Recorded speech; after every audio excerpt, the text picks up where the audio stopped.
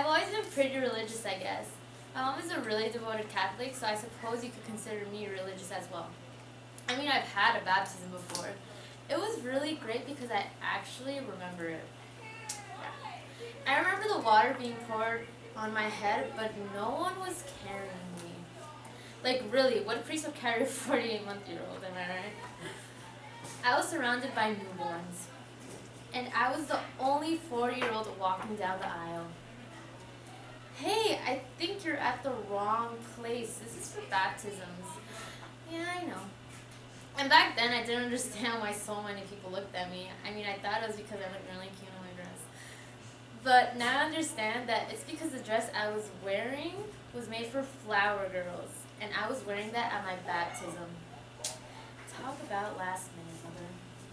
My mom, she's something else. She's really caring and, as I said, religious.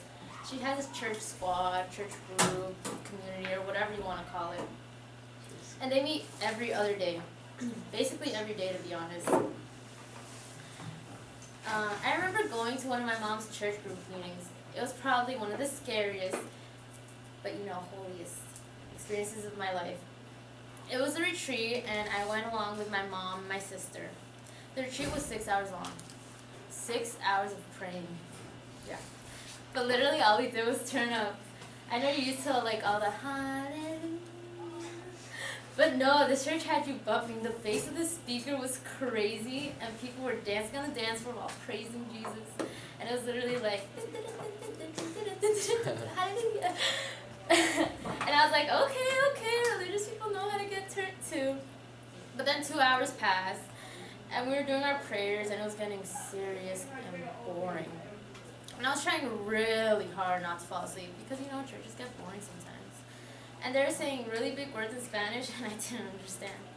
And they prayed really fast too. So they'd be saying a prayer, and I tried really hard to do the prayer as well. And I was the loudest one saying the last phrase. I was literally like, Santa Maria, and I was like, Santa Maria, Amen. And they turn off the lights, and I'm like, yay, we better put some strobe lights in here, I'm about to start bumping again. But no. This was not bumping. One of the men that I personally feel looks like a chubbier version of Andrew Garcia starts preaching, and he's preaching real hard, and everyone's sticking out their arms towards the altar. And I close my eyes because that's what everyone else is doing. And then soon I hear a loud thud. And all I could think of was like, oh no, the chubbier Andrew Garcia fell off the altar. But then I hear another thud and another thud, and a woman's crying like a hyena. So I peep one of my eyes open. And literally 2 rows in front of me, there's 7 people down. I was like, oh my God, what's going on here? I was so scared. So I look to my right, and then this lady's placing her palm to another lady, and the other lady's praying, and then she falls down. I'm like, oh my God, what the hell's going on here? But then I was like, oh, okay, this is kind of cool. So I start praying really hard. And my mom next to me falls as well. And I was like, yes, I'm next. Me next. And I know it's horrible, but come on, fainting at any second, that doesn't sound cool to you. And if it does, hit me up because I know how to do that. Anyways, I end up not fainting, and I'm like, damn. But I do end up crying, but that's a whole nother story. And yeah, and I got a cute rosary, which I didn't know where it was till 3 days ago. My sister told me I was hanging out from her. But the thing that I think that I took most out of that retreat is that religious people actually know how to get turned. The Holy Spirit doesn't want me. And I love God. I love religions equally. I do. Obviously some more than others because I'm Catholic. Growing up, I've always been fond of Jews. I know, right? Out of all ethnic religions out there, I choose Jews. I mean, just look at how cute they are with their little yarmulkes and beards. But so I'd ask my mom, what would happen if I married a Jew? And she goes off saying, oh, you'd have to convert, and you'd have to not use cars on Saturdays and go on pilgrimage and not use electricity, but all I'm hearing is convert and have a nice house and have little Ishmael and Abraham running in the front yard. But it's really up to you. So ever since then, I was on the lookout for the most available Jew. And I don't know if any of you watched Zoe 101, But guess what character I was in love with? Chase. And the Jonas Brothers, guess which one I was infatuated with? It's not Joe. Yeah, Nick. But maybe I'm actually not infatuated just with Jews, but guys with curly hair and that are white. And oh my god, that's my boyfriend.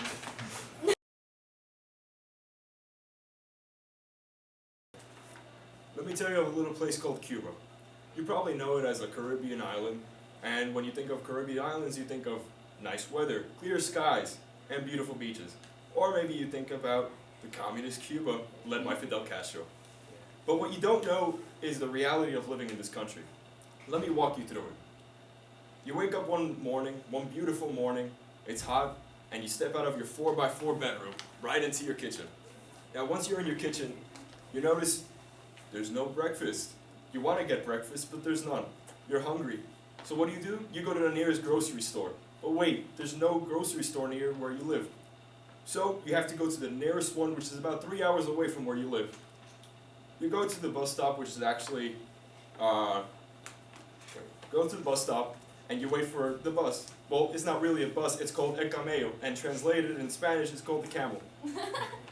Now, you get in the camello, and it's practically just a crate on 4 wheels. It's not really a bus. And there's no seat, so you have to stand there like if you were in a subway hanging on. And the best way to compare it is the line to the Bears game the last Bears game against Teaneck. Alright, so I'm just standing there, going to the grocery store. We have to wait 3 hours, we make about 15 stops, and it starts to rain. Now, one thing that you should know is when it rains on wood, it gets really slippery. And el camello gets so tight that people start climbing on the edges of it and on the roof.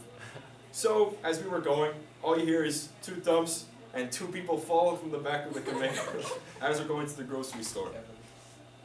So, once we finally get to the grocery store, the rain comes down, and I walk into the grocery store, it's very small from like here to the camera. You can't see it, but it's a short distance.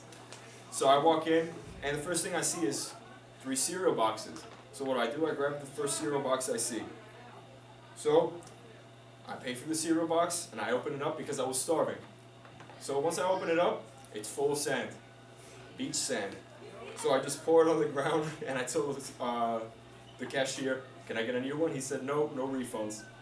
So I bought a gallon of grapefruit juice, which was the only thing that we had in excess in Cuba. Oh, I forgot to mention, I previously drank the grapefruit juice before coming to the grocery store. So I was drinking my grapefruit juice on the way on the 3-hour trip. I got home, I flipped on the TV, I was still hungry. And in Cuba, there's only 2 channels. Channel number 1 is news, and channel number 2 says flip back to channel number 1. Now, there goes that idea of watching TV. So, all I did was wait for dinner. My dad gets home and he brings back chicken and grapefruit juice. So that night, I eat chicken, and I mean the whole chicken, the bone and everything, and I drink my glass of grapefruit juice. The next morning, we go back to the grocery store with my dad, and once we get in, my dad sees ham, cheese, and bread. Ham and cheese were both $60, bread was $12. You could imagine which one we bought, the bread. And grapefruit juice. So, my dad also sees while he's in the store a sign that says, "Get the hell out of this grapefruit-loving country and get yourself a Visa lottery ticket today." So my dad bought one. And it turned out, a week later, he was the winner of the Visa lottery ticket. So, a week after winning the Visa lottery ticket, we were at the office, and I was just sitting down, and a woman comes with a tray of grapefruit juice and says, "Would you like some grapefruit juice?" I said, "No, obviously." By this moment, I hated grapefruit juice completely. So, let's see. I only had a week until I went to the US. I only had a week until I would go to the US. So I called up my cousin Pedrito. So me and Pedrito, we were just running around all day until we were tired, we were thirsty, it was really hot. I ran into a rose bush, chasing goose, things like that.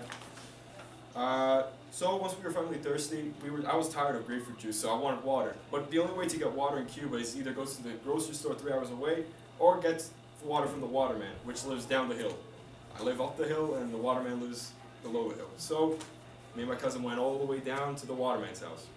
We knocked on his door, and let's It's an old house, so the door's kind of like wobbly, so we knock on it, and then he opens it.